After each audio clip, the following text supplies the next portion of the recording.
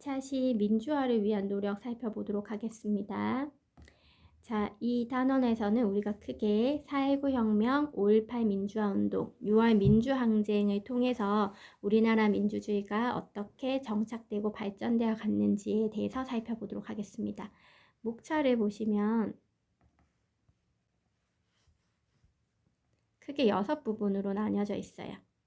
이승만 정부의 4.19 혁명, 장면 내각과 5.16 군사정변, 박정희 정부와 유신체제, 신군부의 등장과 5.18 민주화운동, 6월 민주항쟁과 민주화의 진전, 민주주의의 발전과 정착, 이런 식으로 내용을 구성해서 설명하도록 하겠습니다.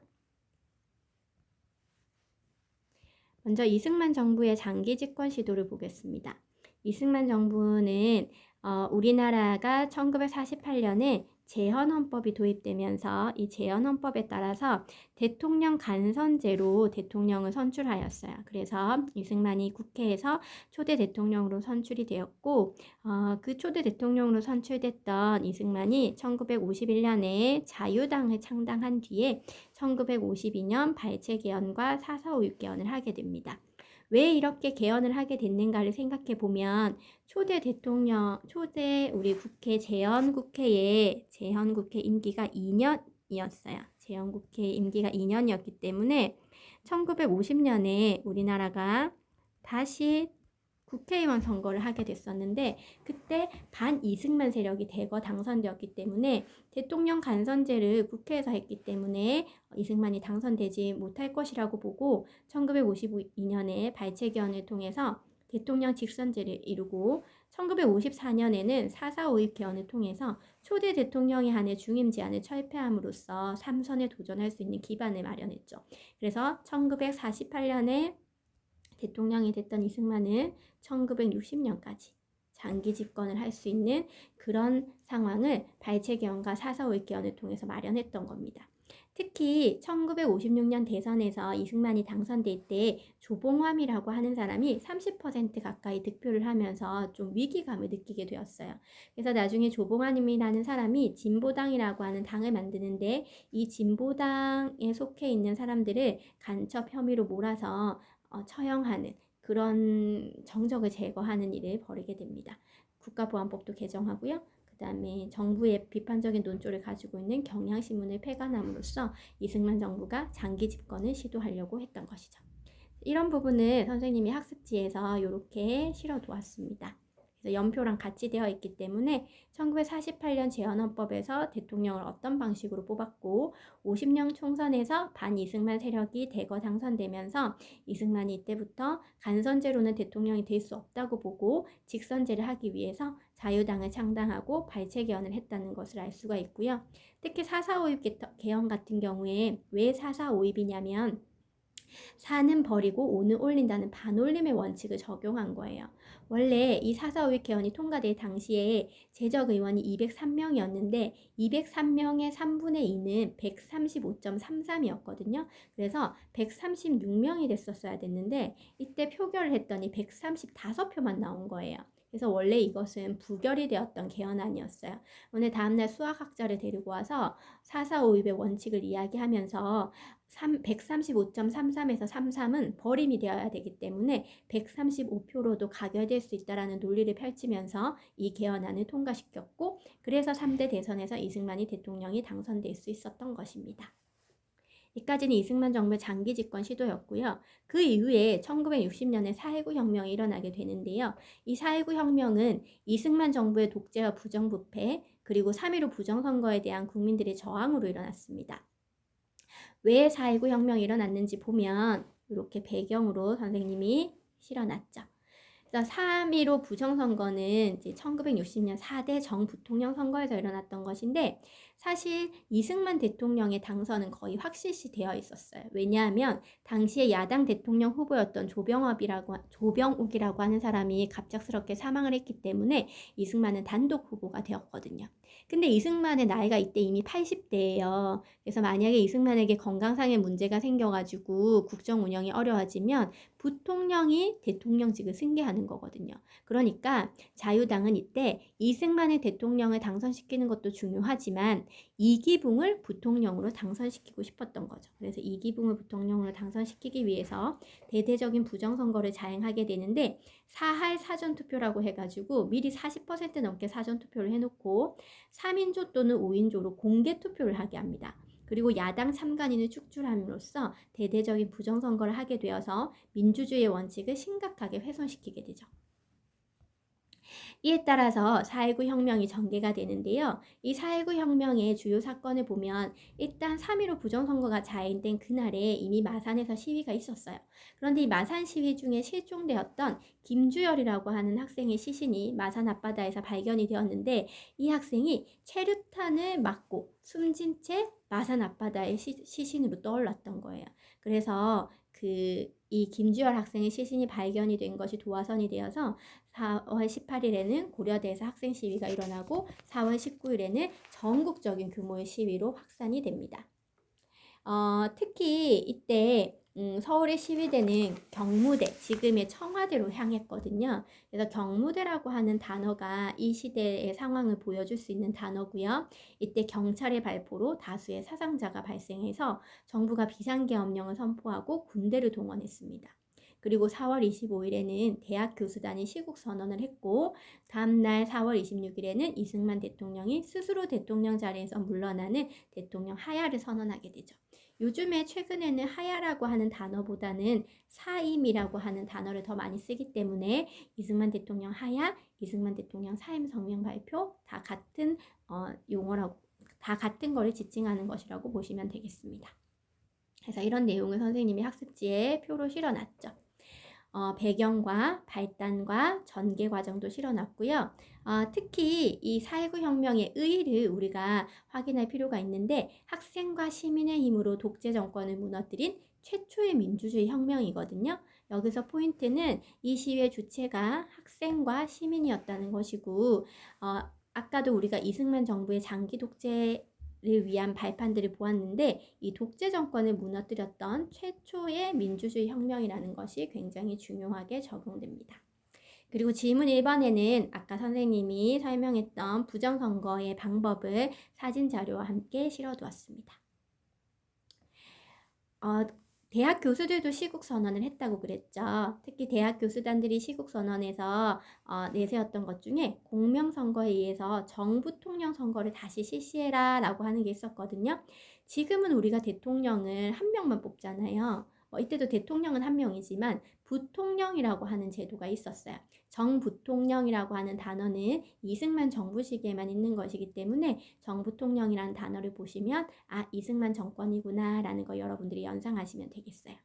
그래서 21년, 23년에 수능이나 모의고사에서 관련 내용이 많이 나왔는데요. 특히 여기에서는 김주열이라고 하는 학생의 키워드, 그 다음에 자유당을 규탄했다든지 이승만 대통령의 사임을 이끌어냈다든지 그 다음에 3.15 부정선거라든지 이런 키워드가 나와서 모두 다 4.19 혁명을 이야기하는 제시문이구나 라는 것을 확인하실 수가 있습니다.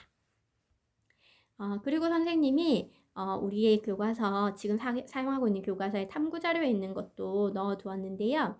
여기 보면 주로 이제 시위에 이제 참여한 사람들이 학생들이 굉장히 많아요. 초등학생도 있고 중학생도 있고 대학생도 있고 그래서 이 자료와 그 다음에 선생님이 여기 보면 꼬꼬무에서 4.19 혁명 이야기하는 거라든지 양원제 국회를 이야기하는 이 참고 영상을 실어놨거든요.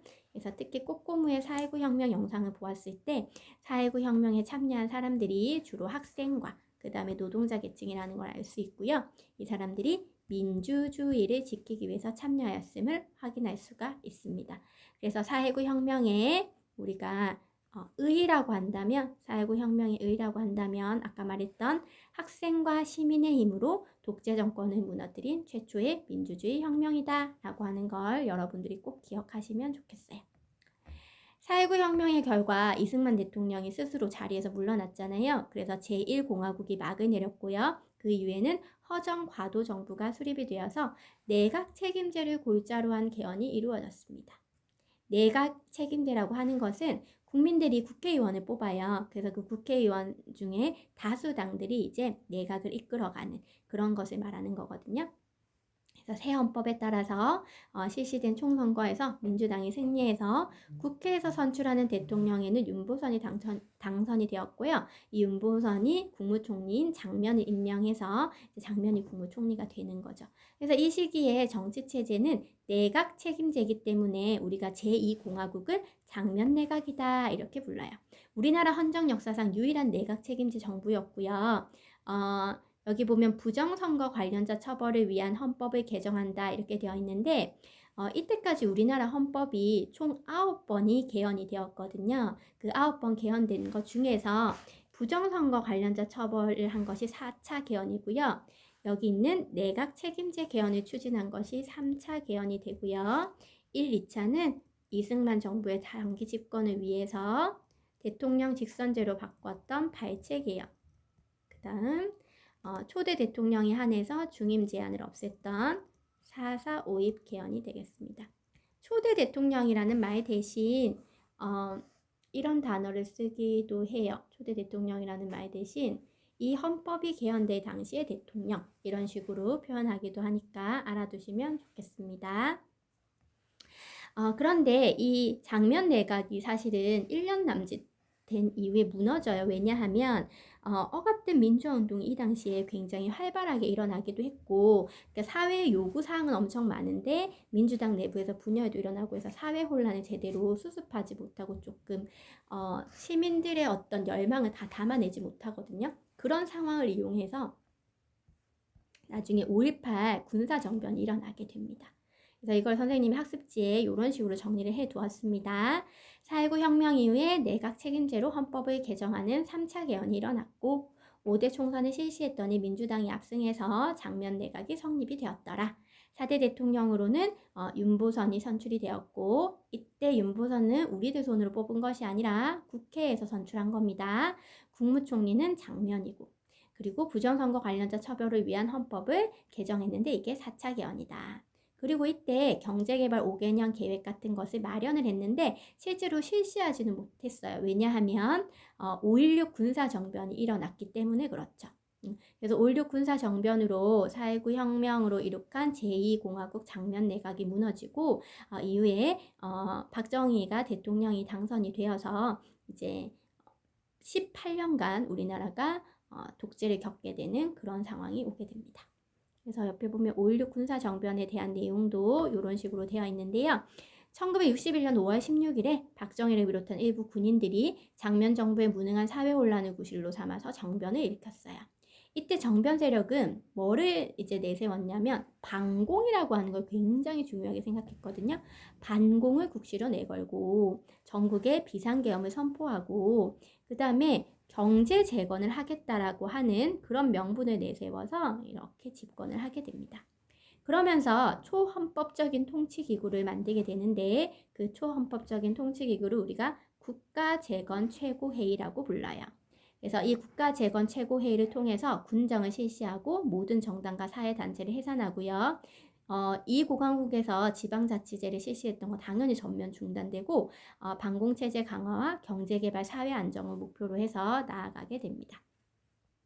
그래서 여기 학습지에 선생님이 군사정변과 관련하여 혁명 공약을 이제 넣어놨죠. 여기 보면 반공을 제1의 국시로 한다라고 하는 것이 나오고 경제재건에 총력을 기울인다라고 하는 것도 나오고 특히 6조 같은 경우에 보면 이와 같은 과업이 성취되면 참신하고도 양심적인 정치인에게 언제든지 정권을 이양하고 우리들 본연의 임무로 복귀할 준비를 갖춘다 이렇게 되어 있잖아요. 사실 군인들이 정권을 잡는 것을 국민들이 탐탁하게 여기지 않아요. 그런데 이제 나라가 혼란스러운 상황에서 이 사람들이 이제 집권을 했을 때는 어떤 명분이 필요한 거죠. 그래서 그 명분으로 내건 것이 반공과 경제 재건이었고 그리고 이제 사람들이 끊임없이 안심시켰어요. 우리는 이 혼란기만 지나면 이제 민간인들한테 정권을 넘겨줄 거다. 그런데 그 약속이 지켜지지 않았어요. 왜냐하면 박정희가 이제 군대를 제대하고 민간인 신분이 되어가지고 대통령 선거에 나오게 되거든요. 그 부분이 이제 여기 학습지 밑에 나오는데요. 국가재건 최고회의를 만들어서 군정을 실시하고 반공체제 강화, 경제개발과 사회 안정을 목표로 하면서 중앙정보부라고 하는 정보기관을 만들어요. 그리고 민주공화당이라고 하는 정당도 창당하고요. 정치활동 정화법을 발표해서 뭔가 정치에 조금 인기 있는 사람, 정치를 잘할 만한 사람들이 이제 억누르는 그런 모습도 보이고, 그리고 이때 5차 개헌이 이루어집니다. 우리가 이 공화국은 내각 책임제였잖아요. 근데 이제는 대통령 중심제를 하는 거예요. 그리고 제2공화국에서는 양원제 국회였잖아요. 양원제 국회가 뭐냐면 지금의 미국처럼 상원이나 하원이나 이렇게 이원적으로 국회의원을 두는 걸 말하는데, 지금 우리나라는 그렇게 이원적으로 두진 않잖아요. 지금 우리가 하는 것도 단원제 국회 구성이거든요. 그래서 이 공화국에서 했던 양원제 국회를 이제 돌려서 단원제 국회로 구성하는 그런 걸로 이제 헌법을 개헌해서 5대 대통령 선거에서 민주공화당 후보로 박정희가 출마해서 대통령에 당선이 되었습니다. 그래서 여기 보면 박 선생님이 연표에다 이렇게 4.19 혁명 이후에 5.16 군사정변이 들어서고 5차 개헌을 통해서 민주공화당을 창당하여 박정희가 대통령이 당선되고 이런 것을 실어놨잖아요. 그리고 이제 박정희 정부에서 60년대에 어떤 박정희 정부의 정책이라고 하면 베트남 파병과 한일 협정 체결이 굉장히 출제가 많이 됩니다. 특히 한일협정 같은 경우에는 1962년에 김종필이라고 한 사람과 오히라라고 한 사람이 만나서 간단하게 메모를 했던 것이 협정으로 이어지게 되는데요. 이때 굴욕적인 한일협정에 반대하면서 6.3 시위가 나타나게 돼요. 그래서 6.3 시위라고 하는 것도 요즘에 모의고사에 선지에 많이 나와서 여러분이 6.3 시위가 뭐지? 이렇게 생각할 수 있으니까 이거 나중에 한일협정 체결할 때 한 번 더 말씀드릴게요. 자, 박정희 정부의 주요 정책을 보면 한일 국교 정상화, 베트남 파병, 삼선 개헌, 이게 이제 주요 정책이 되겠는데요. 박정희 정부가 한일 국교를 정상화하려고 했던 이유는 경제개발 자금을 확보하기 위한 것이었어요.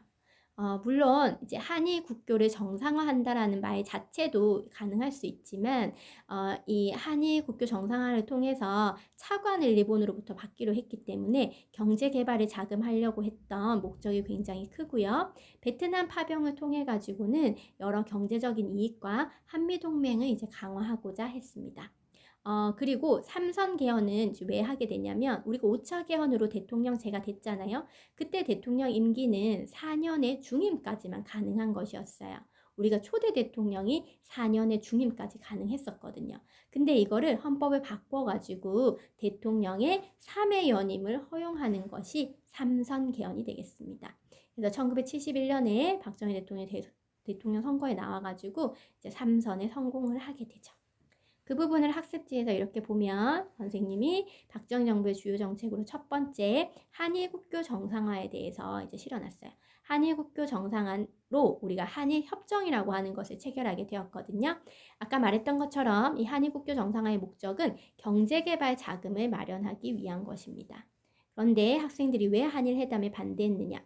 일본의 반성과 그에 따른 사과 배상이 이루어지지 않은 상태에서 그냥 단순히 자금을 이제 일본으로부터 받는 그런 목적으로 추진되었기 때문에 많은 학생들이 이 한일 회담에 반대를 했고요. 아까 그 과정에서 6.3 시위라고 하는 것이 일어났다라고 이야기를 했었죠.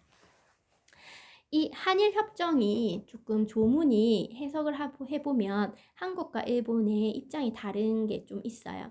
왜냐하면 이게 영어로 쓰여졌는데 이 영어를 번역하는 과정에서 한국은 한국의 입맛대로 해석하고 일본은 또 일본의 입맛대로 해석을 하니까 이게 조금 서로 오해의 여지를 불러일으킬 수 있는 부분들이 있는데, 특히 한일협정의 제2조가 그래요. 한일협정의 제2조를 보면 뭐라고 되어 있냐면 1910년 8월 22일 및 그 이전에 대한제국과 대일본 제국 간에 체결된 모든 조약 및 협정이 이미 무효임을 확인한다라고 했는데, 이 이미 무효라고 하는 단어를 어떻게 해석할 것인가를 가지고 한국하고 일본의 입장이 갈라졌던 거예요. 일본은 이걸 어떻게 해석을 했냐면 1910년 8월 22일 및 그 이전의 조약들이 그 자체가 무효가 아니고 1945년 일본이 패망하는 시점에서 무효가 된 것으로 해석을 해요. 그러니까 1945년부터 이게 무효가 되는 것이고 1910년부터 45년까지는 유효한 것이니까, 이 1910년부터 45년까지 우리가 일제 강점기를 겪었던 식민지였잖아요. 그러니까 식민지 지배는 합법이라고 이야기를 하는 거예요. 그래서 이 2조를 둘러싼 한국과 일본의 입장이 다르고요. 특히 이제 우리가 한일 협정으로 일본으로부터 무상 3억 달러, 유상 2억 달러의 자금을 받았거든요. 이 자금이 각국이 해석하는 것도 달라요. 한국은 이거를 배상금의 성격으로 해석을 했는데 일본은 이거를 독립축하금의 성격으로 해석을 했어요. 배상금은 반성과 사과가 이제 전제가 된 상태에서 너무 우리가 일제 식민지를 했던 거 미안하다 이런 목적으로 주는 거라면, 독립축하금은 우리가 1910년부터 45년까지 너희 한국을 식민지한 것은 너희 한국의 근대화를 위한 것이었고 너희 한국을 위해서 했던 거야. 근데 이제 너희가 독립을 한다고 하니 우리가 그 독립을 축하해 줄게. 이런 의미이기 때문에 완전히 의미가 다른 것이고, 이것이 지금까지의 한일 관계가 제대로 한일 관계가 조금 더 진취적으로 이어지지 못하는, 서로 이제 과거사의 발목이 잡혀 있는 그런 원인이 되기도 합니다. 그래서 여전히 한일협정이 가지고 있는 뭐 긍정적인 측면은 우리가 이걸로 경제개발 자금을 마련해서 경제개발을 했다는 건 굉장히 긍정적이겠지만, 한계라고 한다면 식민지배에 대한 사과가 없었고, 이 당시에는 일본군 위안부의 존재에 대한 거를 우리가 몰랐어요. 징용 징병에 대한 것만 관심이 있었지 일본군 위안부에 대한 내용은 1990년대 들어서 이제 되기 때문에 일본군 위안부라든지 원폭 피해자 등에 대한 배상, 독도 문제 이런 것들이 아직까지 제대로 해결되지 못하였다는 이제 한계가 있게 됩니다. 여기까지 하고 베트남 파병은 다른 장에서 이야기하도록 할게요.